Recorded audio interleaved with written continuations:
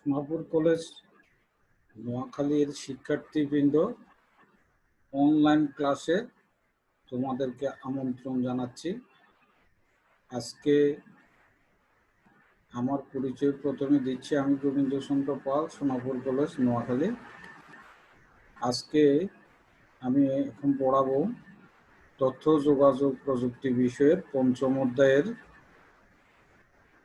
C programming language এর অন্তর্গত input output statement. এটা নিয়ে আজকে আলাপ আলোচনা করব। গত 5টা ক্লাসে সি প্রোগ্রামিং এর প্রাথমিক ধারণা নিয়ে আলোচনা করেছে। আজকেও প্রাথমিক ধারণা নিয়ে আলোচনা করব। তো আশা রাখছি আগামী ক্লাস থেকে আমি কিছু প্রোগ্রাম দেখাবো, সি প্রোগ্রাম। আশা করি তোমরা যুক্ত থাকবে। তো এখন আমরা একটা কন্টেন্ট উপস্থাপন করব। আশা করি তোমরা সাথে থাকবে।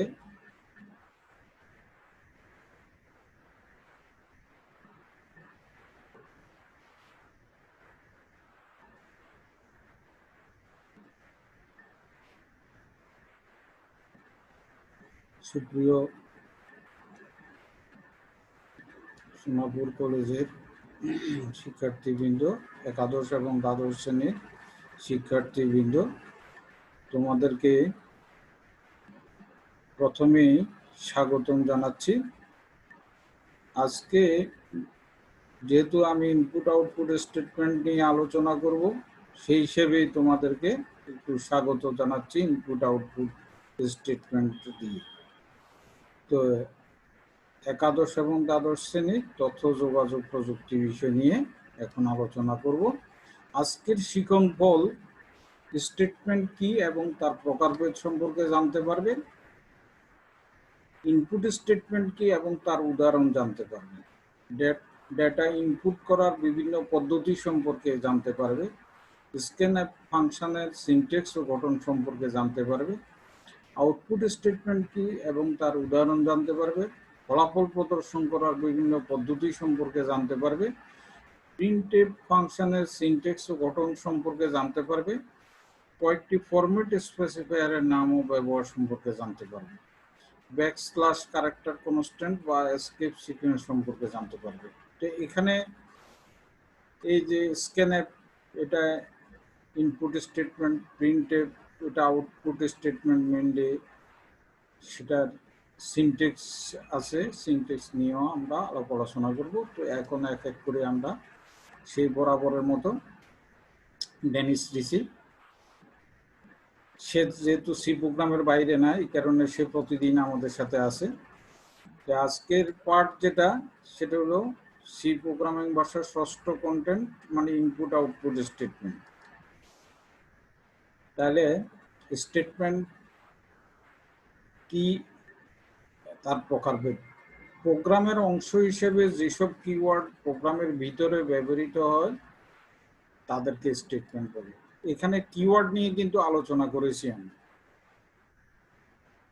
কেমন? তাহলে প্রোগ্রামের অংশ হিসেবে আবার সেই কিওয়ার্ডগুলি ব্যবহৃত হয়, তাহলে সেগুলো হলো স্টেটমেন্ট। আরেকটা সংজ্ঞা দেওয়া আছে, সেটাও একটু দেখে নিবে, যেহেতু সংক্ষিপ্ত আকারে এটা দেওয়া আছে আমি এটা আলোচনা করলাম। আর স্টেটমেন্টের প্রকারভেদ, দুই ধরনের স্টেটমেন্ট ব্যবহৃত হয়ে থাকে, একটা হলো ইনপুট আর একটা হলো আউটপুট।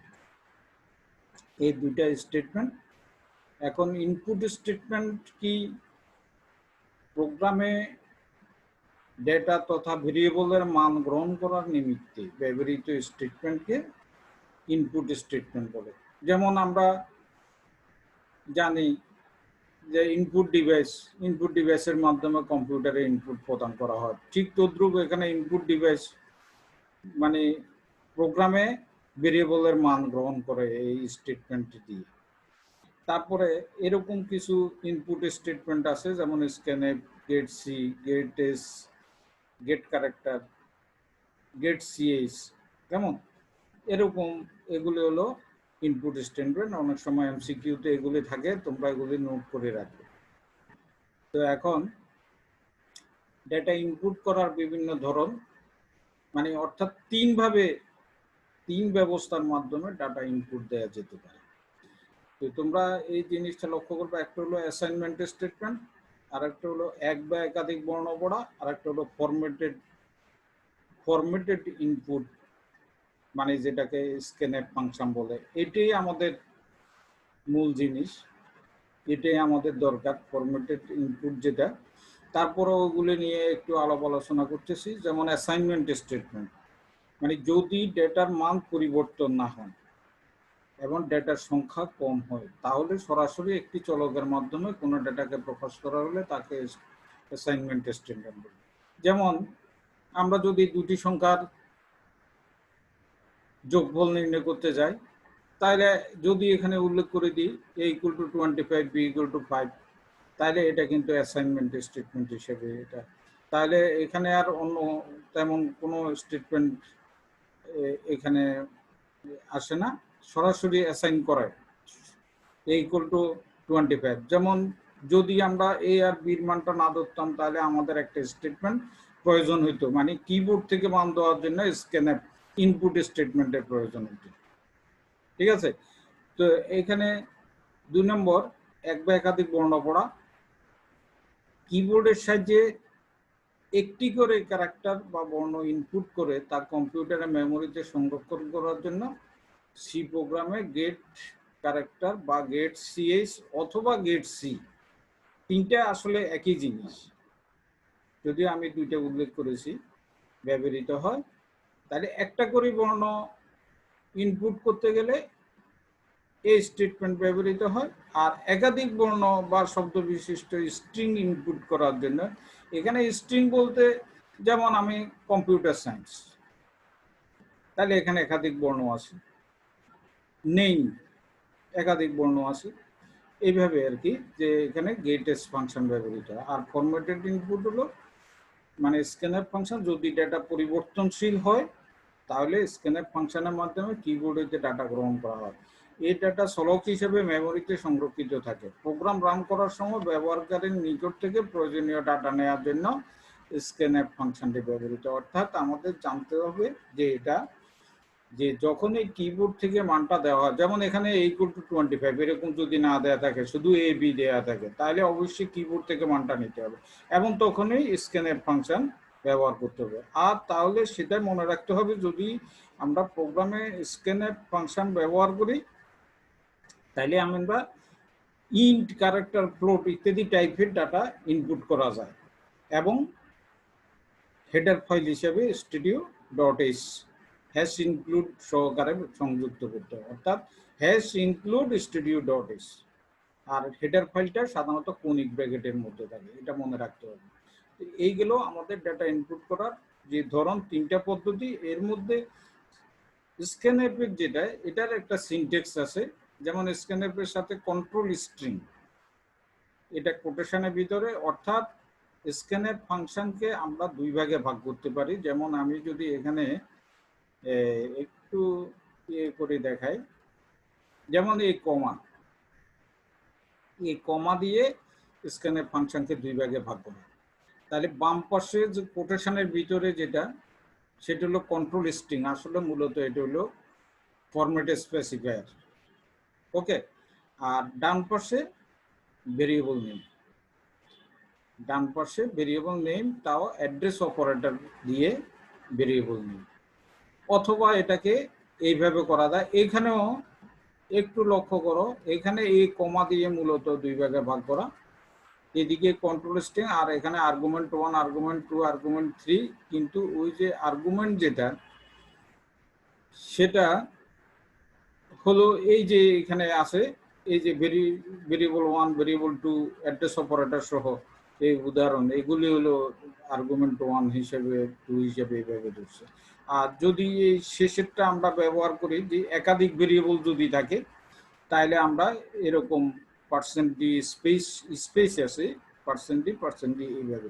আর যদি একাধিক ভেরিয়েবল না থাকে, আমরা শুধু এইভাবে only 1%d, মানে এটা এগুলো ফরম্যাট স্পেসিফায়ার। এগুলি প্রত্যেকটা বর্ণনা আছে, কন্ট্রোল স্ট্রিং কি এটাও বর্ণনা আছে, অ্যাড্রেস অপারেটর কি এটা যা ভেরিয়েবলের জন্য গৃহীত মান মেমোরির ওই লোকেশনে প্রেরণ করে এবং কোনো ভেরিয়েবলের মান বহন করে। আর ভেরিয়েবল নেম হলো পূর্বে ঘোষিত কোনো ভেরিয়েবলের নাম। এইভাবে উদাহরণ সহকারে দেয়া আছে। আর %d হলো ইন্টিজার ডাটা টাইপের ফরম্যাটে স্পেসিফায়ার। আর অ্যাড্রেস এইজ হলো এইজ নামের ভেরিয়েবলের অ্যাড্রেস। ভেরিয়েবল সমূহ যদি একই টাইপের হয় তাহলে আলাদা করে না লিখে একই লাইনে কমা দিয়ে পৃথক করে লেখা যায়, যেটা এখানে বলা হয়েছে। এই যে এখানে একটা কমা আছে, এখানে একটা কমা আছে, এই যে ভেরিয়েবলগুলো এইভাবে লেখা আছে। কেমন? তাহলে এই জিনিসটা আমরা আলোচনা করলাম। তো মনে রাখতে হবে যে স্ক্যানএফের ফাংশনটা মূলত কমা দিয়ে দুই ভাগে ভাগ করা, বাম পাশে ফরম্যাট স্পেসিফায়ার আর ডান পাশে অ্যাড্রেস অপারেটর ভেরিয়েবল নেম। এই জিনিসটা এতটুকু মনে রাখলে যথেষ্ট। ওকে, আমরা সামনে দিকে যাই।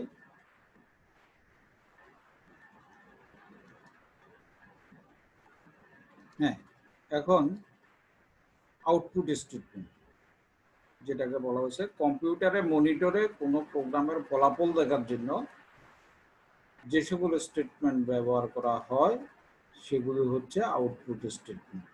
ওকে, এখন কম্পিউটারে মনিটরে কোনো প্রোগ্রামের ফলাফল দেখার জন্য যে সকল স্টেটমেন্ট ব্যবহার করা হয়, তাহলে আউটপুটটা সাধারণত আমরা কিভাবে পাই? সাধারণত মনিটরে দেখা যায়, প্রিন্টারে ছাপানো অবস্থায় পাই, আবার স্পিকারে সাউন্ড শুনি। কিন্তু এখানে যেহেতু প্রোগ্রামের ফলাফল দেখব, এটা মনিটরে দেখা যাবে, আর যখন প্রিন্ট করব তখন সেটা প্রিন্টারে পাবো। আর এখানে কয়েকটা উদাহরণ দেওয়া আছে যে আউটপুট স্টেটমেন্টের প্রিন্টএফ। এখানে আমাদের মেইনলি দরকার হবে প্রিন্টএফ স্টেটমেন্ট। ফলাফল প্রদর্শন করার বিভিন্ন ধরন। এখানে দুই পদ্ধতিতে ফলাফল প্রদর্শনের ব্যবস্থা। একটা হলো এক বা একাধিক বর্ণ প্রদর্শন করা, আর একটা হলো ফরম্যাটেড আউটপুট মানে প্রিন্টএফ ফাংশন। মানে আগেরটা ছিল কি, ইনপুটের ক্ষেত্রে ছিল স্ক্যানএফ ফাংশন, এখানে হলো প্রিন্টএফ ফাংশন। এই দুইটাই মূলত আমাদের বেশি দরকার, এটা মনে রাখতে হবে। তাহলে এক বা একাধিক বর্ণ প্রদর্শন করা, কিবোর্ডের সাহায্যে একটি করে ক্যারেক্টার বা বর্ণ প্রদর্শন করার জন্য সি প্রোগ্রামে পুট ক্যারেক্টার ফাংশন ব্যবহৃত হয়। ওখানে হলো একটি করে ক্যারেক্টার ইনপুট করার জন্য আমরা গেট ক্যারেক্টার ব্যবহার করি, আর এখানে পুট ক্যারেক্টার ব্যবহার করি বা পুট সিএস। আর একাধিক বর্ণে ওখানে গেট এস আর এখানে পুট এস। মিল আছে? যারা মনে রাখার কৌশল বুঝতে পারবে তারা সহজে এটা মনে রাখতে পারবে। তারপরে প্রিন্টএফ ফাংশন ঠিক একরকম, যদি ফলাফল পরিবর্তনশীল হয় তাহলে প্রিন্টএফ ফাংশনের মাধ্যমে মনিটরের ফলাফল প্রদান করা হয়। আর প্রিন্টএফ স্টেটমেন্ট মেমোরি হইতে ফলাফল পড়ে এবং তা মনিটরে প্রদর্শন করে। এখানেও ঠিক স্ক্যানএফের মতো ইন্ট, ক্যারেক্টার, ফ্লোট ইত্যাদি টাইপের ডাটার মান মনিটরে স্ক্রিনে প্রদর্শন করা যায়। আর এর জন্য studio.h অর্থাৎ হেডার ফাইল এটা থাকে হ্যাশ ইনক্লুড সহকারে। তাহলে স্ক্যানএফের জন্য হেডার ফাইল studio.h, আবার কোনিওর জন্য হেডার ফাইল। তাহলে হেডার ফাইল নিয়ে পরে হয়তো আরো যখন প্রোগ্রাম করাবো তখন হয়তো হেডার ফাইল নিয়ে আরেকটু আলোচনা করব। তো এখন যে কোনো সি প্রোগ্রাম যখন আমরা স্টার্ট করব তখন সাধারণত হেডার ফাইল দিয়ে, কমেন্ট আছে, কমেন্ট সব প্রোগ্রামের ইচ্ছে হইলে লেখে আর না হলে নাই। এই কারণে আমরা ধরে নিই যে প্রথমেই হেডার ফাইল দিয়ে শুরু করতে হয় এবং হ্যাশ ইনক্লুড, তারপরে হেডার ফাইল, হ্যাশ ইনক্লুড সহকারে হেডার ফাইল লিখতে হয়। ঠিক আছে, এখন আমরা সামনের দিকে যাই। প্রিন্টএফ ফাংশনের সিনট্যাক্স ঠিক একই রকমভাবে প্রিন্টএফ কন্ট্রোল স্ট্রিং, আর এখানে কিন্তু অ্যাড্রেস অপারেটর নাই। মিল আছে, স্ক্যানএফ এবং প্রিন্টএফের যে গঠন এটার মধ্যে অমিল হলো শুধু এখানে অ্যাড্রেস অপারেটরটা নাই, আর না হলে সব ঠিক আছে। তবে আউটপুটও কন্ট্রোল স্ট্রিং মানে ফরম্যাট স্পেসিফায়ার আছে, স্ক্যানএফও ফরম্যাট স্পেসিফায়ার আছে। আর ফরম্যাট স্পেসিফায়ার ব্যতীত কোনো ভেরিয়েবলের মান প্রদর্শিত হবে না, এটা দিতেই হবে। ঠিক আছে, এখন এই যে ইন্ট এইজ হলো ভেরিয়েবল নেম, যেটা এটা কেমন। আর এখানে যে স্ক্যানএফ মানে প্রিন্ট করতে গেলে ইনপুট দিতে হবে, প্রিন্ট হলো আউটপুট, তাহলে ইনপুট দিতে হবে, ইনপুটে আমরা এটা বর্ণনা করেছি। আর প্রিন্টএফও এই যে এখানে যেটা বলা হয়েছে যে বিশেষ করে এই যে ফরম্যাট স্পেসিফায়ার, এখানে %d, এখানে %, অর্থাৎ ইনপুটের ক্ষেত্রে আমরা আর মনে রাখতে হবে যদি ডাটাটা ইন টাইপের হয়, ইন্টিজার মানে পূর্ণ সংখ্যা হয়, তাহলে আমরা ইনটাইপ ডাটা ব্যবহার করি। আর ইনটাইপ ডাটা হলে ফরম্যাট স্পেসিফায়ার %d এবং সেটা আউটপুটও ফাংশন %d হিসেবে থাকে, এটা মনে রাখতে হবে। কেমন, আশা করি এই জিনিসটা ক্লিয়ার, বুঝতে পারছো। তো ঠিক আছে, আমরা সামনে যাই, দেখি তারপরে কি আছে।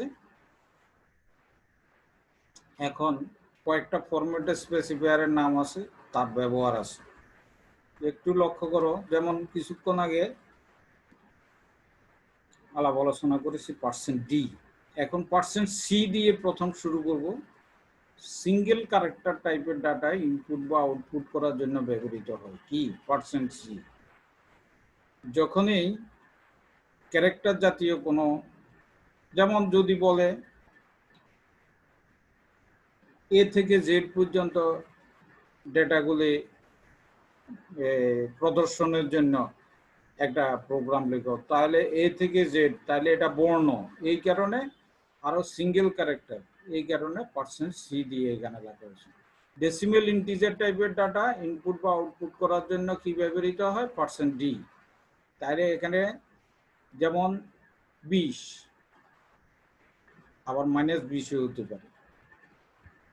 ঠিক আছে, তাহলে এরকম যদি ইন্টিজার টাইপ হয় তাহলে %d। এখানে %1d মানে যদি লং ডেসিমেল ইন্টিজার মানে কি দীর্ঘ পূর্ণ সংখ্যা হয়, যেমন দেখা গেছে যে একটা নির্দিষ্ট ইয়ে আছে 32,000 সামথিং এর পরে এই যে সংখ্যাগুলি সেগুলি হলো লং ইন্টিজার। তাহলে এই লং ইন্টিজার ডাটা যখন থাকবে তখন 1d ব্যবহার হবে, %1d। আর ফ্লোট পয়েন্ট ব্যবহার হবে কখন %, যখন দশমিক যুক্ত, যেমন 20.35, এই ক্ষেত্রে % ব্যবহার হবে। আর ডাবল টাইপের ডাটা, ডাবলের ব্যাপারটা আগে আলোচনা করেছি, দশমিকের পরে যদি বেশি সংখ্যক গড় থাকে, যেমন 14 অঙ্ক পর্যন্ত এরকম ভাবে যদি থাকে, তাহলে আমরা সাধারণত %1f ব্যবহার করি। আর এস হলো মানে আসলে আমাদের মূলত বেশি দরকার হলো %c, %d, %f, এই তিনটি মেনলি দরকার। কোনো কোনো ক্ষেত্রে হয়তো 1d 1f এরকম হতো এমসিকিউতে এইভাবে আসে, আর না হলে আমাদের মূলত এই তিনটি বেশি দরকার। এখানে পার্সেন্টেজ মানে কি স্ট্রিং, ক্যারেক্টার স্ট্রিং টাইপের ডাটা ইনপুট আউটপুট করার জন্য। %ও মানে অক্টাল ইন্টিজার, এটা হলো হেক্সাডেসিমাল ইন্টিজার, আনসাইন্ড ইন্টিজার। তো এগুলি জাস্ট একটু জানা, কিন্তু মূল জিনিস হলো %c, %d, %f, এই তিনটি মূলত বেশি ব্যবহার হয়। এখন আমরা ব্যাকস্ল্যাশ ক্যারেক্টার কনস্ট্যান্ট বা এসকেপ সিকোয়েন্স, এটা কোনো কোনো সময় দরকার হয়। ব্যাকস্ল্যাশ ক্যারেক্টার যেমন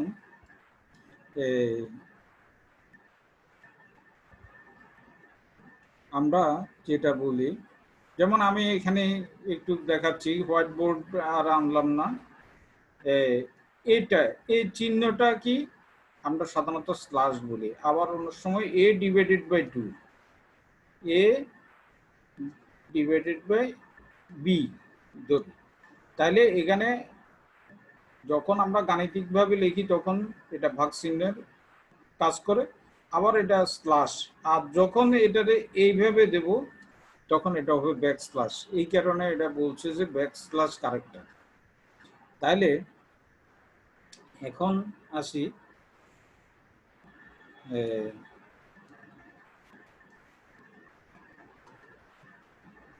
এখন যেমন এখানে সি প্রোগ্রামে কতগুলো বিশেষ ধরনের কাজ, যেমন নতুন লাইনের শুরুতে কার্সর স্থানান্তর, ট্যাব স্থানান্তর ইত্যাদি বেশ কিছু কাজের জন্য যে সমস্ত ক্যারেক্টার ব্যবহার করা হয় তাদেরকে এসকেপ সিকোয়েন্স বলে। আর এসকেপ সিকোয়েন্স এগুলি ব্যাকস্ল্যাশ সহ এই ক্যারেক্টারগুলি ব্যবহার করা হয় বলে, এই যে ব্যাকস্ল্যাশ সহ এই ক্যারেক্টারগুলি ব্যবহার করা হয় বলে একে ব্যাকস্ল্যাশ ক্যারেক্টার কনস্ট্যান্টও বলা হয়। এই জিনিসটা মনে রাখতে হবে। আর সাধারণত ব্যাকস্ল্যাশ দেওয়ার পরে একটি ক্যারেক্টার ব্যবহার করা হয়, যখনই যখন ব্যাকস্ল্যাশের পরে একটা ক্যারেক্টার দিবে তখনই কিন্তু এটা ফাংশন হিসেবে কাজ করবে। যেমন এটা এই যে ব্যাকস্ল্যাশের পরে একটা ক্যারেক্টার আছে, তখন এটা একটা ফাংশন হিসেবে কাজ করবে। তাহলে এটার ব্যবহার কি? ফলাফল নতুন লাইনের শুরুতে প্রদর্শনের জন্য। কেমন? যেমন ফলাফলটা আমরা নিচের লাইনে চাবো, তাহলে নতুন একটা লাইন আসবে, আবার এটা ডান দিকে আসবে না, শুরুতে প্রদর্শনের জন্য ব্যবহার হবে। যেমন ব্যাকস্ল্যাশ টি ফলাফল ডান দিকে এক ট্যাব স্থানান্তরের জন্য ব্যবহৃত হয়। যেমন এখানে যদি 10 হয়, এখানে হবে 15, মানে এক ট্যাব দূরত্বে। যে কিবোর্ডে যে ট্যাব আছে এই ট্যাবের আমরা যদি ওয়ার্ডে দেখাই, যখন ট্যাব চাপবো সাধারণত 0.5 ডান দিকে যায়, 0.5 ইঞ্চি। তাইলে এরকমভাবে এক ট্যাব দূরত্বে ডান দিকে হরিজেন্টালি যাবে। আর ব্যাকস্ল্যাশ ও যদি থাকে নাল ক্যারেক্টার প্রদর্শনের জন্য ব্যবহৃত হয়। আর ব্যাকস্ল্যাশ ভি মানে ভার্টিক্যাল ট্যাব হলো লম্বালম্বি এরকমভাবে, একটা যদি 10 এখানে হয় আর একটা হবে এখানে 15, এই হলো এই ভার্টিক্যাল ট্যাবের কাজ। আর ডাবল ব্যাকস্ল্যাশ যদি থাকে তাহলে ব্যাকস্ল্যাশ চিহ্ন প্রদর্শন, মানে পরের যে ব্যাকস্ল্যাশটা আছে সেই চিহ্নটা প্রদর্শিত হবে। আর ব্যাকস্ল্যাশ দিয়ে যখন ডাবল কোটেশন দেব তখন ডাবল কোটেশন প্রদর্শনের জন্য ব্যবহৃত। যদি সিঙ্গেল কোটেশন দিই তাহলে সিঙ্গেল কোটেশন প্রদর্শনের জন্য ব্যবহৃত হবে। ব্যাকস্ল্যাশের পরে বি থাকলে ফলাফল বামে এক ঘর সরানোর জন্য ব্যবহৃত হয়, বাম দিকে, মানে যেটা ব্যাক স্পেসের কথা বলে। তারপরে প্রশ্নবোধক চিহ্ন আছে, প্রশ্নবোধক চিহ্ন প্রদর্শনের জন্য ব্যবহৃত হয়। এইভাবে মোটামুটি আমরা প্রায় শেষ পর্যায়ে চলে আসছি। আমাদের জিনিসটা মোটামুটি হলো, তারপরে আমরা সবাইকে ধন্যবাদ দিয়ে আজকের ক্লাসটা এখানে শেষ করব। তো এখন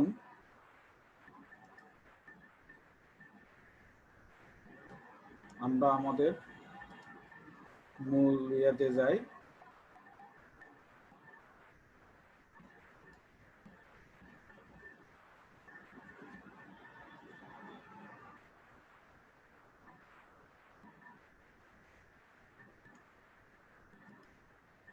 হ্যাঁ, এখন